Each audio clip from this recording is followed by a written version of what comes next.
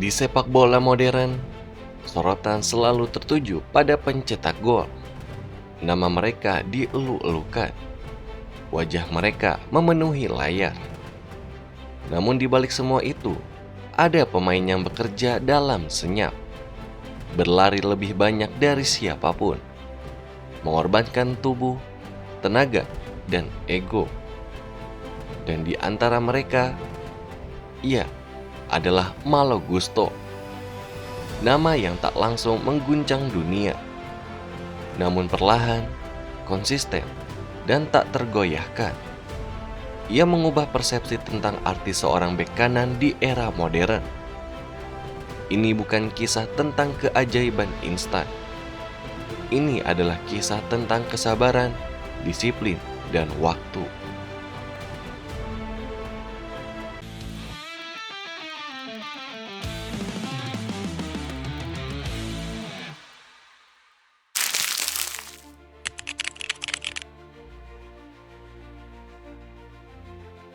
Ia adalah Malo Gusto, bukan anak ajaib yang langsung dipuja media.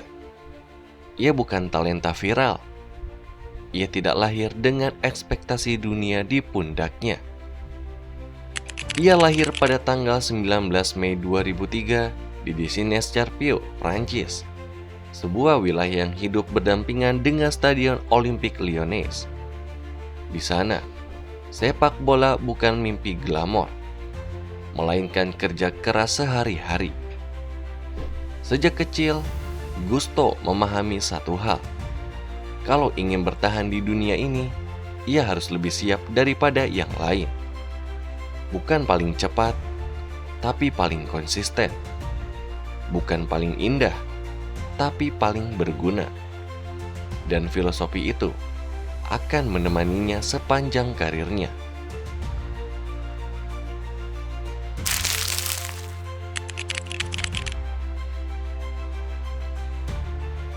Masuk ke Akademi Lyon bukanlah hadiah. Itu adalah ujian panjang tanpa akhir. Setiap tahun, pemain datang dan pergi.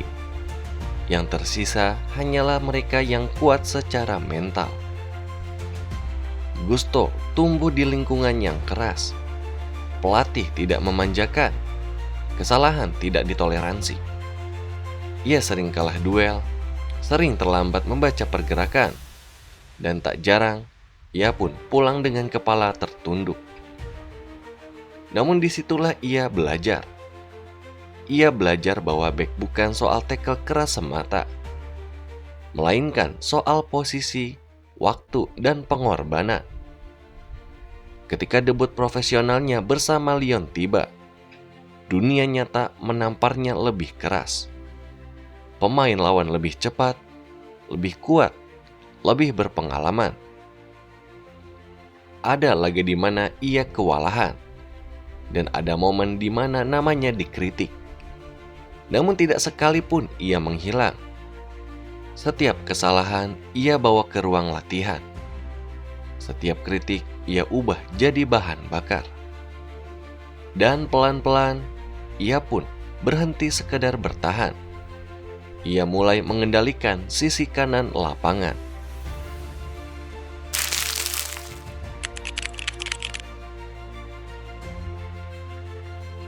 Musim demi musim, Malo Gusto berkembang tanpa banyak suara. Ia bukan headline, namun pelatih tahu nilainya. Overlapnya semakin tajam, umpan silangnya makin presisi, recovery-nya pun nyaris tanpa lelah. Di Eropa, mata pun mulai mengamati. Dan pada tanggal Januari 2023, Chelsea pun mendatangkannya. Transfer itu bukan tentang uang semata. Itu adalah pengakuan. Namun Gusto tidak langsung pergi. Ia memilih untuk menyelesaikan musim bersama Lyon. Dan di titik inilah banyak pemain yang akan menurunkan intensitas. Namun Gusto justru meningkatkannya. Ia bermain seperti seseorang yang tahu kesempatan besar tidak datang dua kali dengan cara yang sama. Keputusan itulah yang menunjukkan karakternya. Bukan pemain instan, melainkan pemain yang menghormati proses.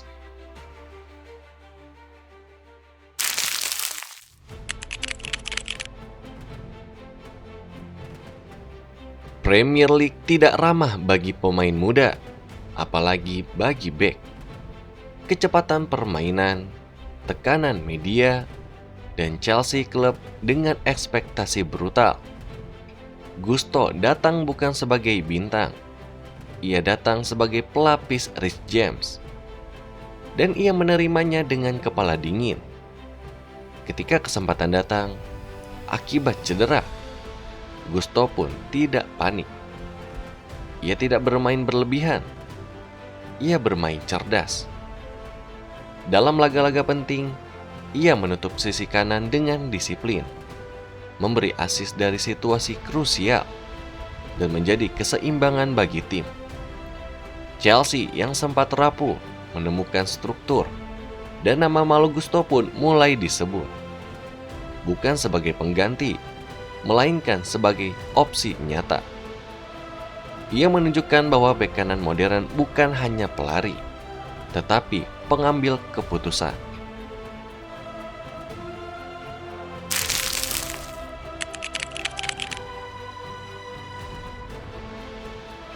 Saat ia menghadapi rival Premier League, Gusto menunjukkan kedewasaan yang tak sesuai usianya.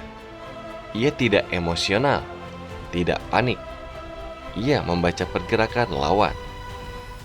Di laga-laga krusial, ia dapat menutup ruang winger top. Ia dapat naik membantu menciptakan gol. Dan ia pun mencatatkan assist dari situasi terbuka. Ia bermain seperti pemain yang sudah 5 musim di liga tersebut. Malo Gusto bukan bek statis. Ia adalah dinamo. Ciri khasnya, stamina tak habis, recovery cepat, crossing tepat sasaran, dan keputusan sederhana tetapi efektif. Ia tidak memaksakan highlight. Ia memaksimalkan sebuah fungsi.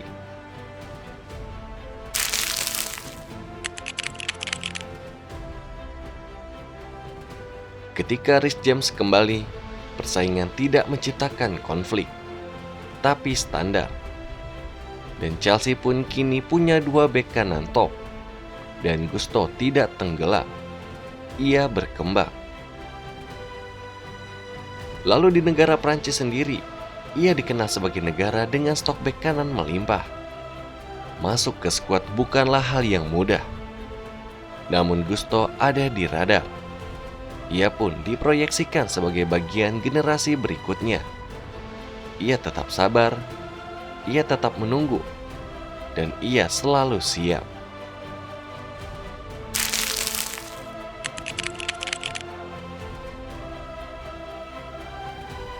Dan di kabar terbaru, pelatih Chelsea, Enzo Maresca, memberikan apresiasi tinggi terhadap penampilan timnya usai meraih kemenangan atas Everton.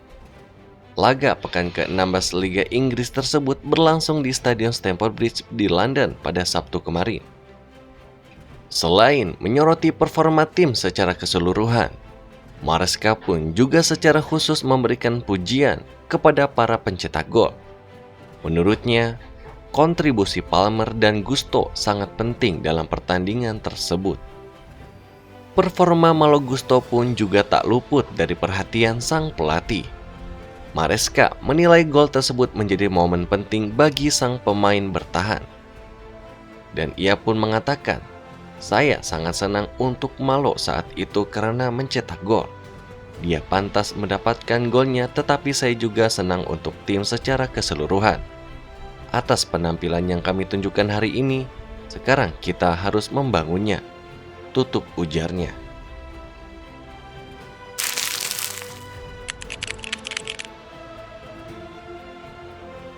Dalam tim muda Chelsea, Gusto sendiri menjadi simbol stabilitas.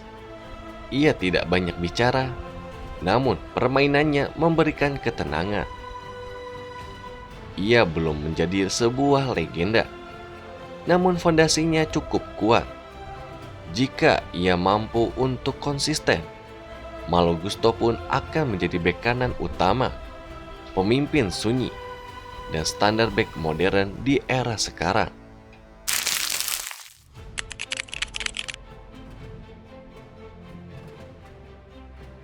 Di Chelsea, ia adalah aset jangka panjang.